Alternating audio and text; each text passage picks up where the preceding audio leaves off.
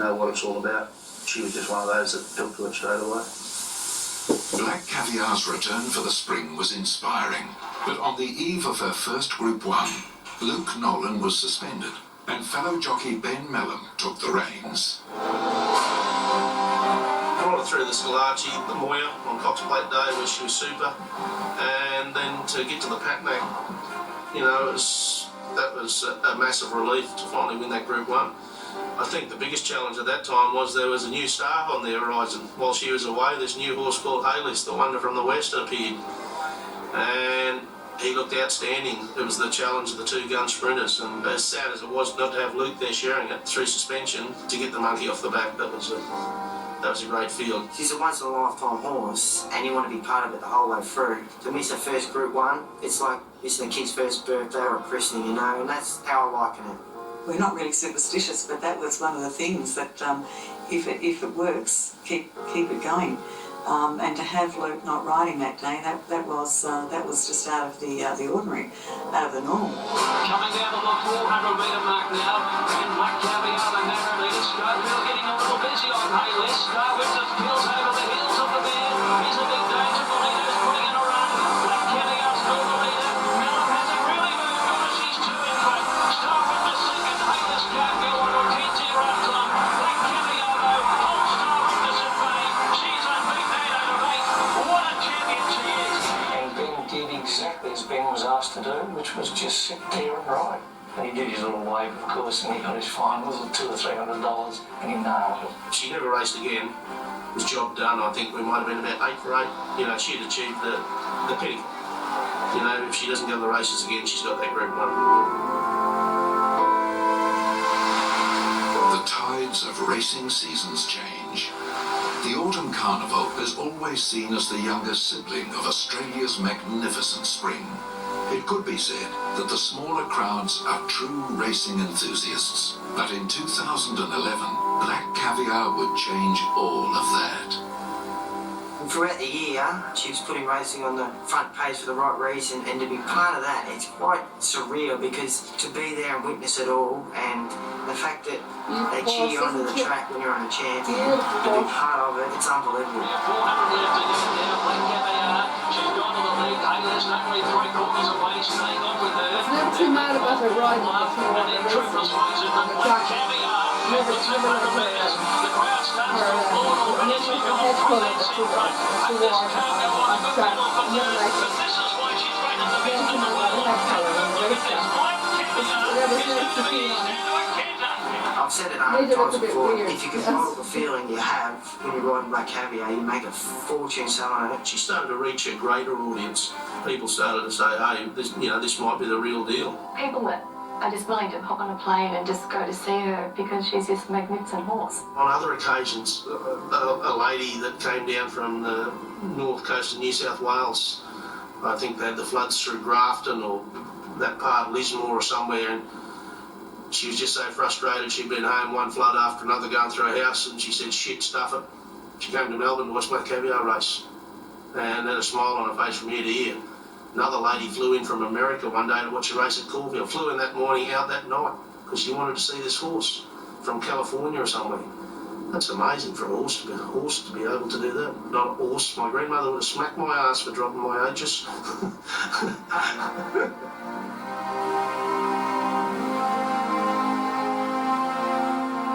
March 12, 2011. Black Caviar had Melbourne buzzing with expectation. Could the Newmarket be the race she made a 10 out of 10? Flemington have released the Black Caviar flags for the first time with 10 out of 10 on the back of them. I thought they were a little presumptuous. I thought they maybe should have put a question mark beside the 10 out of 10. And I hate putting the cart in front of the horse. The big weight, she was a history making for a mare of the modern era. And I thought we had to break all sorts of records to win the race. Racing in the Newmarket. Black Caviar gets a nice getaway. So she was just totally unique in so many ways, but she just had this unbelievable ability and an unbelievable will to win. Black Caviar with a share of the lead coming to the 400. Crystal Lily on her inside, followed by King Pulse. Then came Beat It and Star Witness at the 300 metres now. And Black Caviar is coasting, kicks away. And she's run the quickest new market of all time. And the fact that she's carried on record weight, that's when Black Caviar fever really started to grip Melbourne. Black Caviar by 4, Crystal Lily and Beat It. But she's unparalleled. Black Caviar, perfect. I noticed it more that day. So much salmon and black flags, 10 out of 10. There was the colour, there was the flags, there was the standing ovation again, and people were clapping. And it just took off from then. That's probably something that you don't expect, that the people were happy for you. Usually, you go to races and they're bagging the jockey or bagging the trainer or something. But these people were genuinely happy that we felt that, and it's a pretty humbling feeling. She pulled it off. It was a record. It was the fastest 200 that had been recorded and the fastest new market. So it was just, win, win, win on every account, and that's one thing that will always stay in my mind.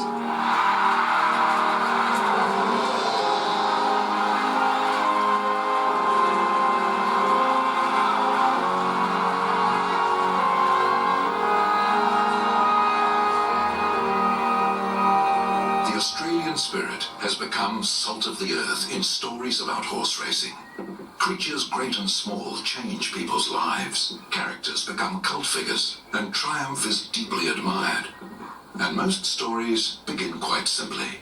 For Peter Moody, the red dirt of Charleville and outback Queensland was where it all began, where the love of the horse by family and friends inspired a young man to craft his career, and where the bush taught him dignity. I've always had a very simple existence. I've never had an outlandish lifestyle, and I think it's a lot to do with your upbringing too. I had a very grounded upbringing. I was surrounded by probably older, more mature people than me. I was probably raised as an adult.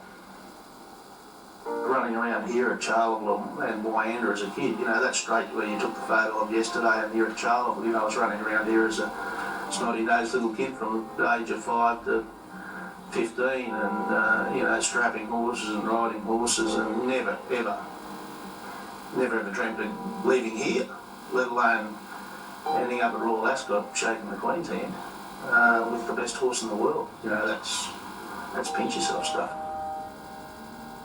I'm just the boy that left here 20 odd years ago, and I've had a lot of luck, and I've never ever forgotten where I'm from, and I've never ever forgotten the people. It is very humbling to see those people, and the school kids run up and say, "Oh, I did a project on you last year, and we drew your picture last week." That was quite staggering. I went to school here. It's humbling that I can give them joy, and that a local boy's done good. This is from last year.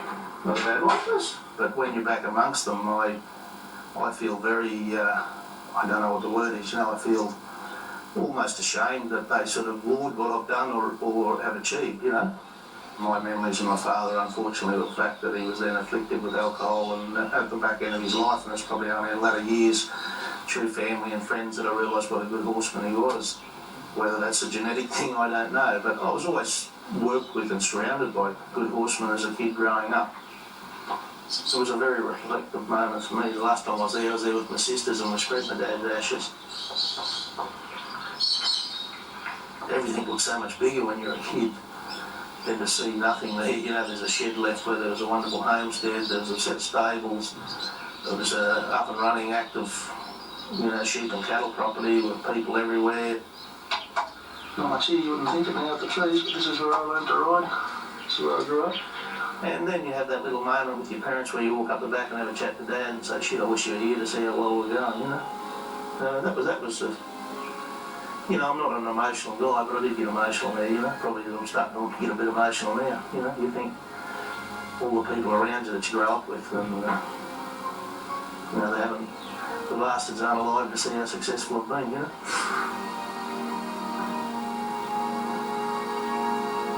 On the way to where Peter Moody is now, famous names, including the Hayes family, T.J. Smith and others, helped make the measure of the man. It was fitting that Black Caviar's first start outside of Victoria would be the TJ Smith Stakes at Randwick. On the day, the way she went about it, she was for the first time being showcased to a different public. It was the first time away from home, first time out of Melbourne. And the win the way she did to beat their champ Haylist, who I think in any other era would be the Black Caviar. You know, it was a great feeling, and just to make, it was the TJ Smith Stakes, that was the icing on the cake for me. And they're set, they're off and racing. Black Caviar jumped a touch awkwardly. She's about third or fourth, settling down. Haylist went up on the outside and hit the front. Must have been the only bloke not nervous when Haylist topped the rise and dashed clear. Silent, running for home, and Haylist the leader. He's about 2 or 3 lengths in front of And I thought, oh no, I'll reel this bloke in, no risk. She's giving Haylist about 4 or 5, and I was worried, albeit only slightly, that I'm not going to drag this horse in as quick as I should be. He's definitely the second best sprinter in Australia, and indeed the world at the time. Pete, he said, don't be in a rush, keep it balanced, because it was the first time Sydney way going. And I did all those things. So when he dashed very stylishly on that day, but the way in which he went about it, not only did she stand him up 4.5 lengths, but she beat him 3.5 as well, and it may have been 2.5, but it was an unbelievable performance. On a dead track, they ran a race record, and her effort was unbelievable. She could relax, rest, and then chase.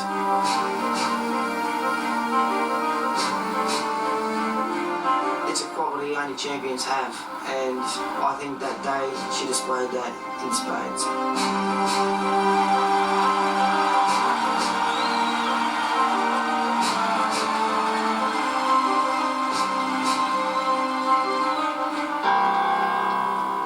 It was a moving moment, you know, and then post that to be contacted by, you know, Rob and Bill Waterhouse could they get a shoe offer to celebrate the moment, because they were pretty taken that this horse had won TJ's race so they could share it with Tom and Kate and Gay. You know, TJ's daughter and grandchildren. You know, to see people like that so moved. You know, Bill Waterhouse, I've never met the man. I think he'd be pretty unmovable. And he sent me back a book saying, I've seen them all, Pete. I was a kid with Farlap, but I haven't seen one better.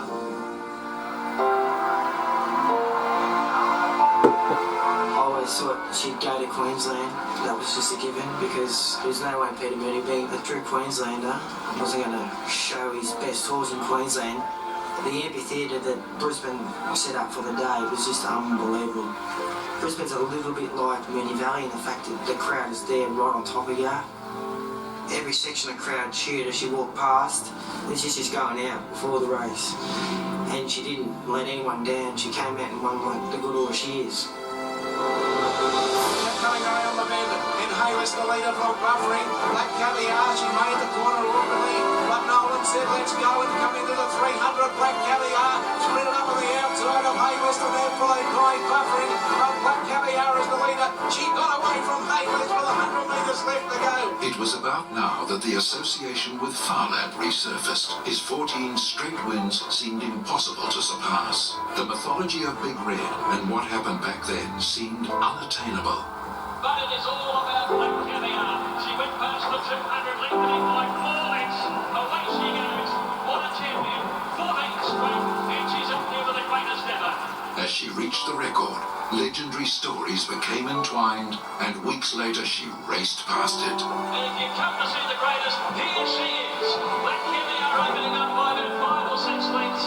15 straight, she just kept trotting about. A win the mare. Black Caviar down by 3. And then right up on buffering in Cortana. But the mighty champion is going to make it 16 straight. We've never seen the like of it before.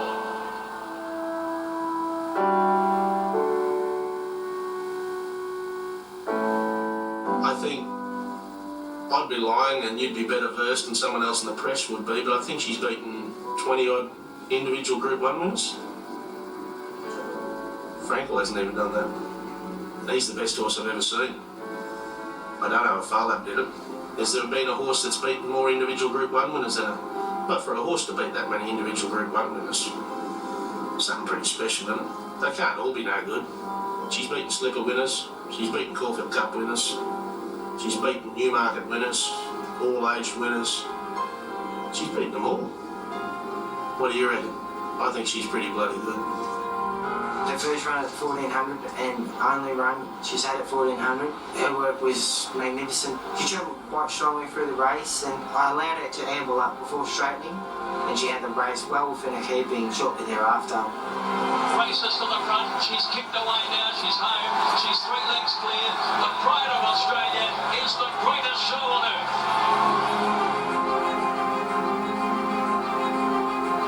I just let her slide for her gears, and she won with arrogance with what we've seen her do so many times. I hate to call her a freak because I don't think she is. For the small part, she's probably changed the best part of 50 people's lives intimately. For the greater racing public, she's changed their lives as well. This jet they call Black Caviar, it's just unbelievable.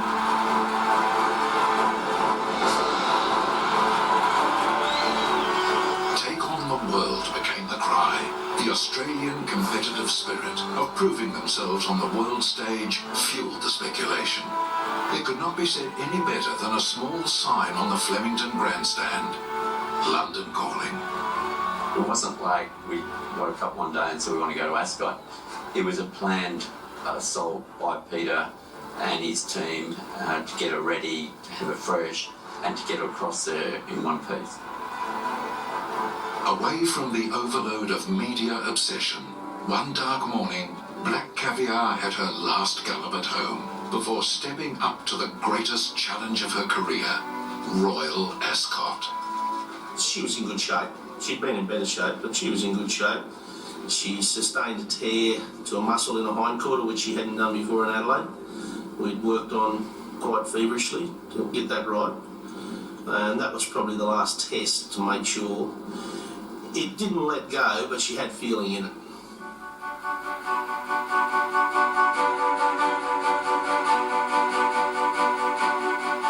Pete wanted her pretty close to the mark before she actually boarded the plane. Just in case she struggled with the trip going over, he didn't want to have to work her if it wasn't necessary. What can go wrong will go wrong with a good horse. I was confident it was as fit as I'd ever had it, but I'd certainly had it better within herself.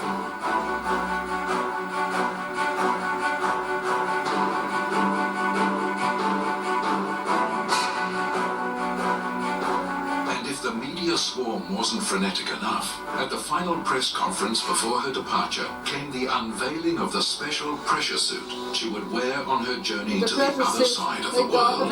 All sections of the media were mesmerised, especially Herald's Sun cartoonist Mark Knight. I was very amused when I saw the photos of her travelling off to Ascot, and they made this pressure suit for her. And I just, I've got a few horses, and I thought, how the hell did they get that pressure suit on that horse? And so my car, how did she do that? And so my cartoonist mind constructed Black Caviar getting into her pressure suit. And so I did these sort of 7 frames of Black Caviar getting into her pressure suit. And at the end, when she's got it on, she's talking to Peter Moody and she says, my bum better not look big in this. Peter Moody had learned many of the tricks of travelling a horse. Diet, the acclimatisation and training strategy are vital elements when dealing with the psychology of a thoroughbred.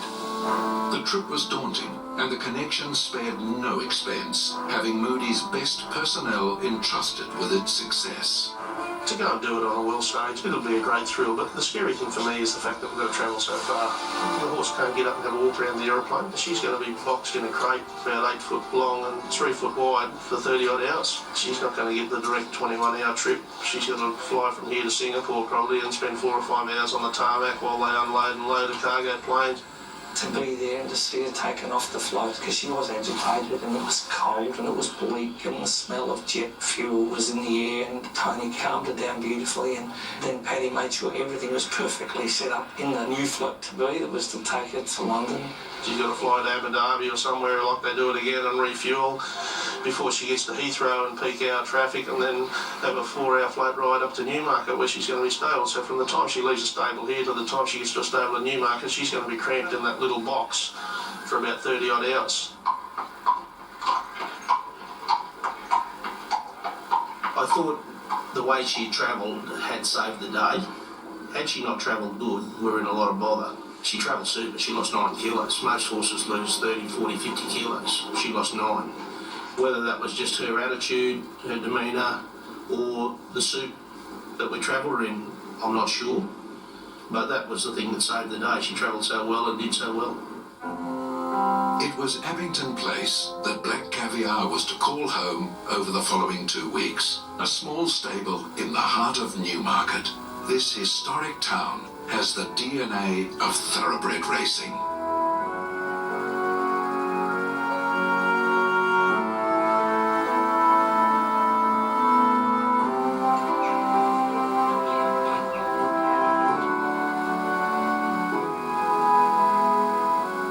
Coming into the English summer, and they're coming out of a drought, which is like the wettest drought I've ever seen, because it's quite cool.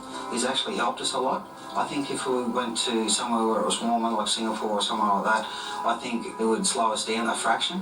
But I think because the weather's so close to being Melbourne's winter, I think it's actually helped us. I think it's helped us sort of settle right in. Here I am with a freak of a horse, really, and it's an amazing place.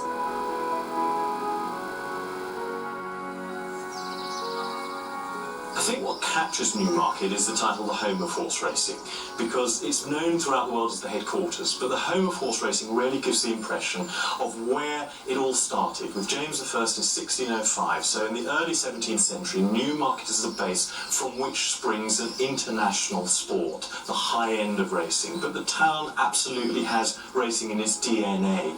As you walk around the town, you go past the training yards, you'll see strings of horses being taken up to the gallops. I think what makes the gallops so special is if you stand in the morning mist on Warren Hill, you're looking at horses galloping up the slope. They've been doing the same thing since Charles II sat on the King's seat in the 1660s and saw his horses doing the same thing, working that land, working that slope, perfectly situated to create the finest trained horses in the world. And I think Newmarket really is that idea of the home of horse racing, and that from a small market town in Suffolk, a worldwide sport developed.